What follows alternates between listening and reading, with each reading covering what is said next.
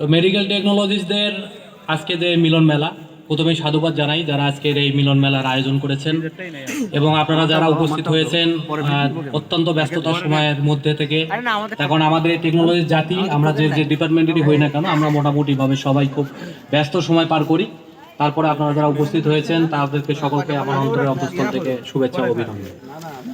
তো আসলে আজকে এখানে অনেকেই বক্তব্য দিয়েছেন, অনেকে অনেক পরামর্শ দিয়েছেন। তো আমি আজকে যে কথাগুলো বলবো, যে দুইটা চারটা কথা বলবো, এটা হচ্ছে আমার একান্ত ব্যক্তিগত কথাবার্তা।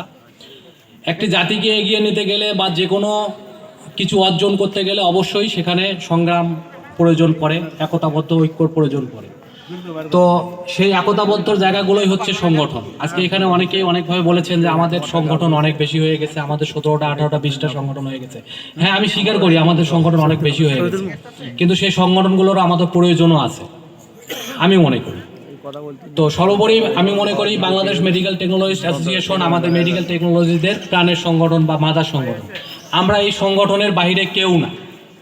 আমাদের ডিপার্টমেন্টাল সংগঠন থাকতে পারে, সেই ডিপার্টমেন্টাল যে কিছু কিছু দাবি দেওয়া কাজগুলো থাকে যেটা সামগ্রিকভাবে হয়তো বা বিএমটিএ এটা দেখভাল করার সুযোগ পায় না, সেই জায়গা থেকে কিছু ডিপার্টমেন্টাল সংগঠন তৈরি হয়েছে। আমি এটা বিরোধিতা করি না। তখন ডিপার্টমেন্টাল সংগঠন আজকে আপনার ডেন্টাল পরিষদ বলেন, বাড়িট বলেন, ঠিক আছে, ফিজিওথেরাপি অ্যাসোসিয়েশন বলেন, ফার্মাসিস্ট অ্যাসোসিয়েশন বলেন, তারা কিন্তু অনেক ভালো শক্তিশালী এবং বিশেষ করে ডেন্টাল পরিষদ তাদের রেজিস্ট্রেশনের ব্যাপারে তারা কিন্তু অনেক দূর এই সাংগঠনিকভাবে এগিয়ে গেছে।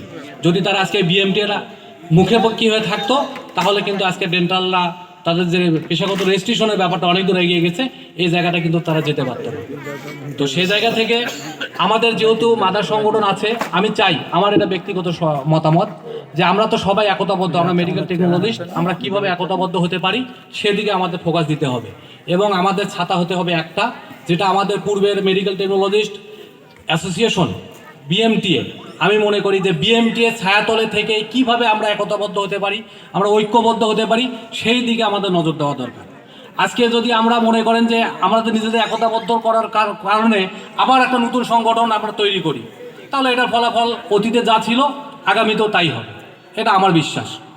আপনি যদি যে কোনো দাবি দেওয়া আদায় করতে গেলে আমি বিশ্বাস করি অবশ্যই বিএমটিএর মাধ্যমে আপনাকে যেতে হবে।